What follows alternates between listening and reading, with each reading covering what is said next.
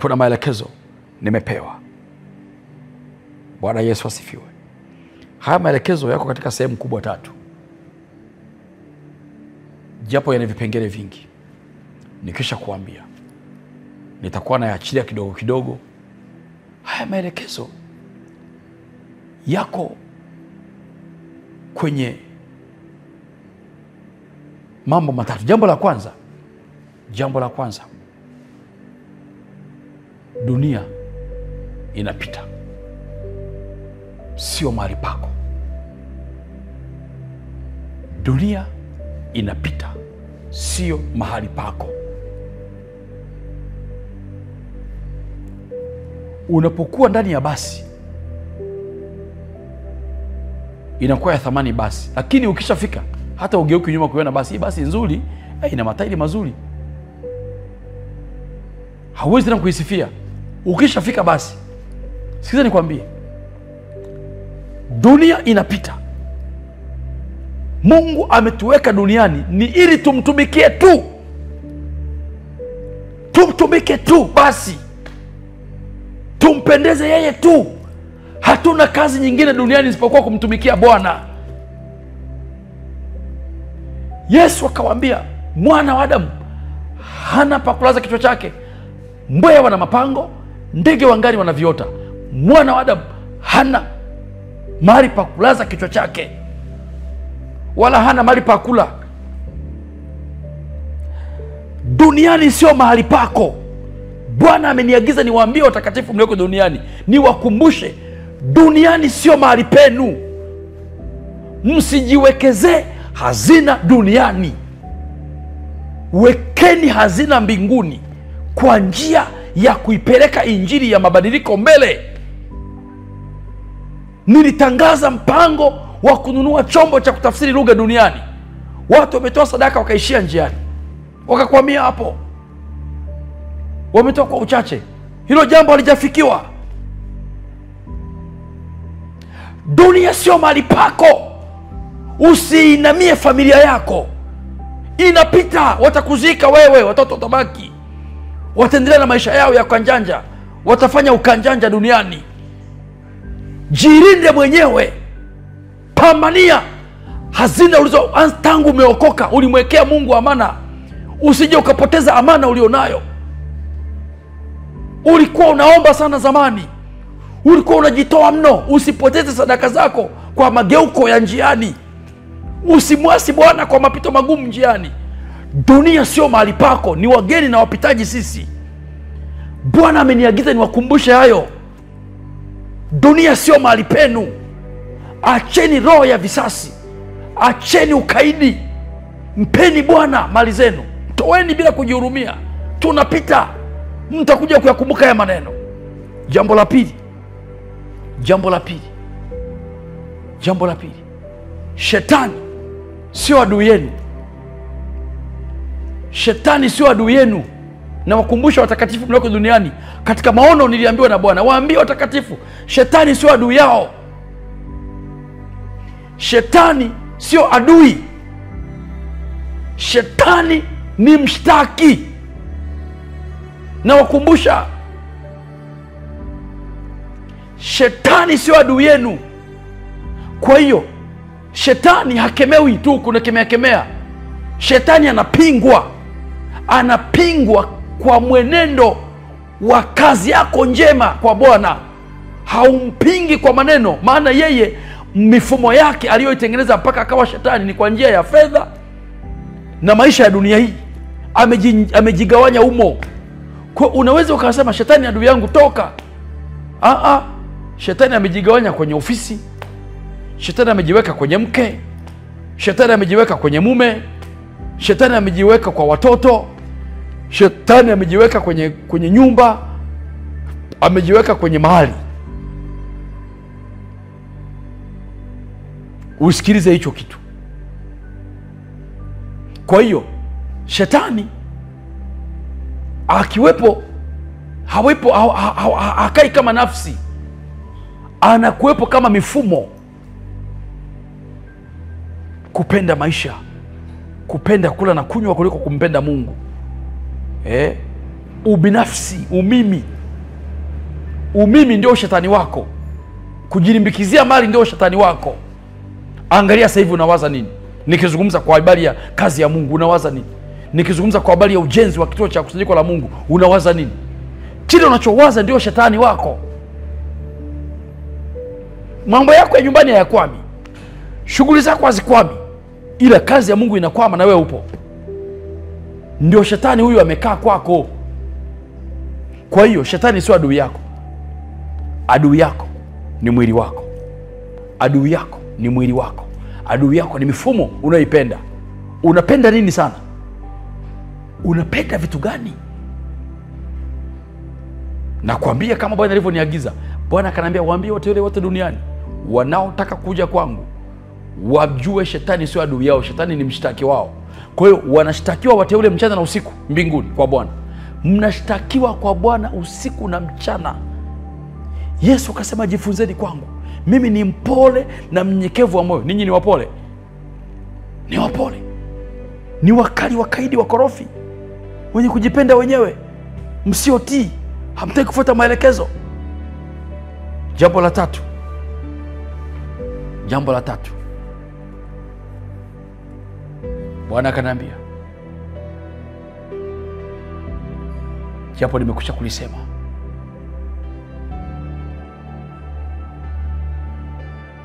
nimelisema kwa lugha nyingine, lakini ngoja nirudie kwa ufasaha. Enzi yako, linda enzi yako. Enzi yako ni utu wa ndani. Linda sana enzi yako isije kakauka. Linda enzi yako. Kitabu cha Yuda sura Yuda moja. Yuda ni iko moja tu, ni ukurasa mmoja. Angalia maneno haya.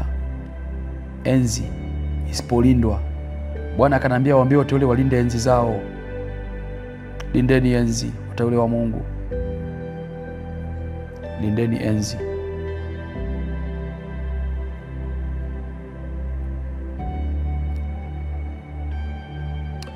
Kitabu cha Yuda moja mstari wa 6 inasema hivi. Yuda mstari wa 6. Yuda mstari wa 6. Ikisema moja maana yake kuna mbili. Yuda moja mstari wa 6 inasema hivi: na malaika wasioilinda enzi yao wenyewe, lakini wakaacha makao yao yaliyowahusu, amewaweka katika vifungo vya milele chini ya giza kwa hukumu ya siku ile.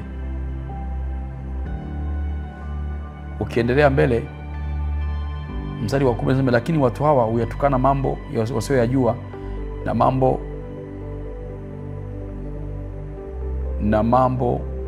huyatukana mambo wasioyajua. Nashukuru Mungu kijana wetu ameweka hiyo maandishi hapo kwenye screen yako, unaweza ukasoma na mimi. Huyatukana mambo wasioyajua na mambo wayatambuayo kwa asili wajaribu kwayo kama wanyama wasio na akili.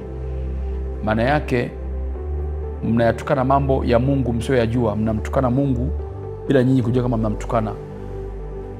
Unapotukana Mungu hujui kama unamtukana, ni kule kutokulinda enzi yako. Malaika wa Mungu katika Roho Mtakatifu, Yuda anasema na kanisa la Mungu jinsi ambavyo naye alifunuliwa kwa sehemu jinsi ya kulinda enzi.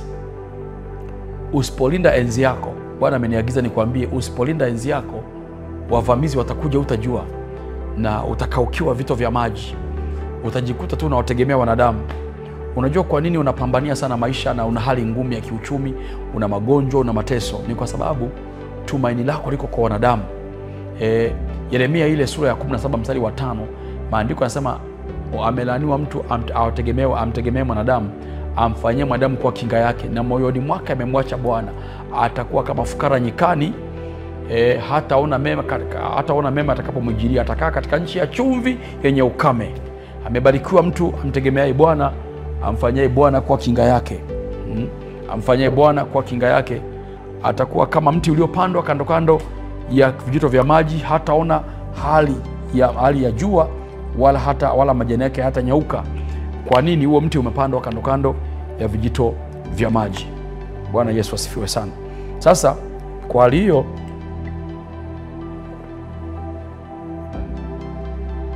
unapoacha kulinda enzi yako, unajikuta umeanza kuwatumaini wanadamu. Naona unatumaini maisha yako yote unaweka kwa wanadamu. Kwa hiyo unajikuta sasa unachakaa, ile enzi inakosa umande. Enzi inakosa umande wa mbingu. Utu wako wa ndani unakauka, hata ukiomba unakuwa ni kama shaba, yani humsikii Mungu kwako. Si unanielewa? Yani unakuwa humsikii Mungu. Kwa nini? Haulindi enzi yako. Kulinda enzi ni kulinda utu wa ndani, kulinda moyo wako, kujiepusha na mambo ya ovyo katika jamii na katika watu, kujiepusha na mambo yasiyofaa. Yani kujiepusha maana yake ni kwamba ni kuepuka mambo yanayoleta hali ya kumfanya Roho Mtakatifu asinyaye ndani. Yale zile shida, taabu, yani unataka yani kama anavolia mpagani, wewe unalia hivyo hivyo. Kazi ni jamani, ajira ni ngumu, na unasema ajira ni ngumu. Maisha ni magumu, unasema maisha magumu. Hayo ndio mambo ya kujitia katika mambo ya kijamii. Yani unajitia kama mwenyeji wa dunia hii. Yani unajichanganya kama na wewe unakaa hapa duniani. Kwani maisha yakiwa magumu wewe unapata hasara gani? Kwani unapata hasara gani? Wewe ni kama mti uliopandwa kando kando ya vijito vya maji. Yanakuhusu nini? Ndio maana sisi tunaipokea nguvu ya mabadiliko kutoka kwenye hivi vitabu. Itakapotokea njaa, wewe hutakufa njaa. Itakapotokea tauni, wewe utakuwa salama. Ndio maana ya haya mafundisho, na ndio maana ya haya maelekezo, na haya mahusia ya Bwana ninayowapa. Ndio maana yake. Kwa hiyo linda sana enzi yako. Hawa malaika walikuwa ni malaika wazuri. Walipoiacha tu enzi, wakajikuta wanakuwa mapepo. Waliacha tu enzi, wakajikuta wanakuwa mapepo. Basi Bwana Yesu asifiwe. Ni jambo la mwisho ndio hilo. Nimemaliza Bwana alionaagiza. Sipunguzi, siongezi. La mwisho, linda enzi yako. Kila mteule uliopo duniani, linda enzi yako. Linda sana enzi yako. Usije ukaiacha enzi alafu ukasema nitafanikiwa, nitabarikiwa. Enzi ndio kila kitu. Malaika wale hawakulinda enzi yao, mvamizi akaja wakaondoka, wakapotea. Nataka nitoe homework. Baada ya haya, nataka nitoe nafasi ya kwanza kwa watu wachache tu ambao wanampenda Mungu. Hapa ofisini kuna mwangwi mkubwa tu, kama jana mliosikia mwangwi. Kuna mwangwi. Kama mnapenda niwe Mwanza ninaporekodi volume, niwe Mwanza au Morogoro, pote naweza nikaachilia vitabu vya volume 21. Tunaweza kuendelea nikiwa hata Mwanza mpaka 30 mpaka ngapi naweza. Wale ambao mnapenda, kuna madhabahu ya Mungu Mwanza ambayo msimu huu Mungu ameniambia niwe Mwanza. Lakini pia nalazimika kwenda Morogoro, maana hapa kuna mapungufu. Yule mtu ambaye anataka kumtengenezea Bwana madhabahu, ajitoe sadaka ili niweke madhabahu hapa kama nilivyoweka Morogoro. Hata kama nikiwa Mwanza naweza nikasimama na volume. Basi ndio maana unaona nimekaa kwenye kochi. Sipendi kukaa. Nimekaa kwa sababu sina altare. Altare haipo. Mwambali au podium kwa Kiswahili. Sina podium. Na nimeulizia podium nzuri kabisa ambayo naipenda ni ya 1,500,000. Lakini kuna nyingine nzuri zaidi ya 2,000,000. Kama kuna mtu yuko tayari kuweka hiyo pesa kwenye akaunti au kwenye namba yangu ya simu ya podium, basi anipigie simu kwenye 0750 200 500. Ninunue hiyo podium kesho kutwa nianze volume nikiwa hapa Mwanza. Kwa sababu nalazimika kusimamia ujenzi wa hicho kituo cha kusanyiko la Mungu Mwanza. Manake nikienda Morogoro naenda kurekodi tu volume kwa sababu sina podium hapa ambao nitasimama na ule mwambali. Jambo la pili, kuna mwangwi. Kuna vitu nataka kubandika ukutani kuzuia mwangwi. Unaona, kuna vitu nataka kuviongeza ofisini. Naona ili vijae, ili mwangwi uondoke. Ukijaza vitu humo ndani, mwangwi unapotea. Naona. Kwa hiyo wale wanaotamani kufanya hivyo, basi watoe sadaka hiyo. Watakuwa limbuko kwa Bwana kwenye huu msimu nikiwa Mwanza. Kwenye maono haya kuna baraka kubwa na kuna heshima kubwa ya umande wa mbingu juu yako na manono ya nchi juu yako. Mungu atakutendea jambo la ajabu kwenye maisha yako ukiwa wa kwanza kujitoa kwa ajili ya kuondoa mwangwi hapa ndani na kuweka podium na kuweka mapazia hapa, ambapo mapazia ya hapa ni kama majola kadhaa yakitoshea hapa. Ni papana, panahitaji kama 1,500,000 kutoshea pazia za hapa. Sasa huyo anayesikia kufanya hivyo, podium, anaweza kanipigia simu au tu ukaamua tu kutoa sadaka kimya kimya, usinipigie. Lakini unaweza ukatoa sadaka, ananiambia mtumishi wa Mungu, hiyo ni ya podium ya kusimamia ukiwa hapo ofisini. Mwingine anaweza kaniambia hiyo ni kwa ajili ya mapazia, weka ofisini. Unaweza ukasema hiyo ni kwa ajili ya vitu unavyotaka kununua. Wewe tu achia tu, ila utaona Mungu anachofanya. Ninakuhakikishia hakuna neno lolote nitakaloliongea ninapokuwa nimetoka kuona maono na msimu mpya Mungu akaniambia toa maelekezo kwa watu wake, alafu Mungu asifanye kitu kwa hao watu. Bwana Yesu asifiwe. Ni neema kubwa na ni baraka kubwa kuishi namna hiyo na kutenda namna hiyo. Basi fanya hivyo nao utaishi na mambo mengine. Mungu akubariki. Lakini kumbuka, tuliibiwa vifaa vya kamera. Tuna kamera moja, nyingine ya pili tuna kodi. Tulikuwa na kamera 3, 2 ziliibiwa na laptop kadha wa kadha ziliibiwa. Ndio tumeanza kununua juzi laptop moja tukarudisha. Tuna kamera moja, kwa hiyo tuna uhaba. Kwa hiyo unajisikia kutoa kamera ya pili kama 5,000,000 6 hivi, unaweza ukafanya kitu hicho kama unampenda Mungu. Sikulazimishi, najibu tu kuonyesha.